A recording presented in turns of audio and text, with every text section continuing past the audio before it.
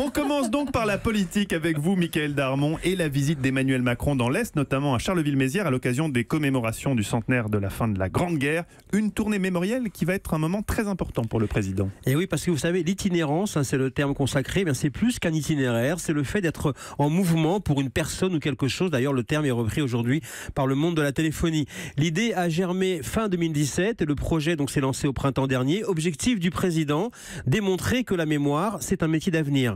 Sur ces territoires saignés par la Grande Guerre, peuvent naître de nouvelles activités au carrefour de l'Europe. Donc chaque étape sera un mélange de célébration et d'annonces économiques. Et Macron, il faut savoir aussi qu'il mène sa propre guerre des tranchées. C'est une grande contre-offensive destinée à reprendre du terrain et nouer un lien avec les Français de ces régions. Exemple, dans la Meuse, au second tour de la présidentielle, il emporte avec 51,62% des voix, un score serré face à Marine Le Pen.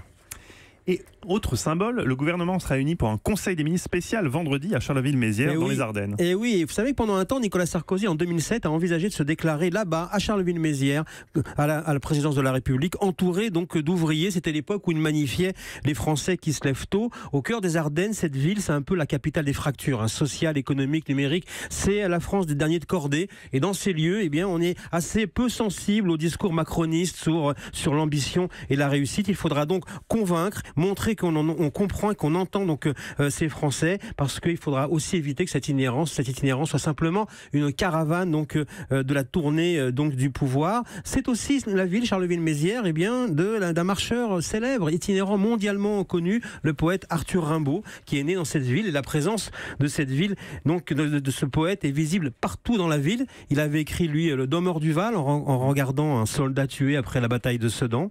Et avec cette itinérance, Emmanuel Macron, effectivement, part à la rencontre de ces guerres et de ces terres où les guerres, elles, se sont déroulées à hauteur d'homme.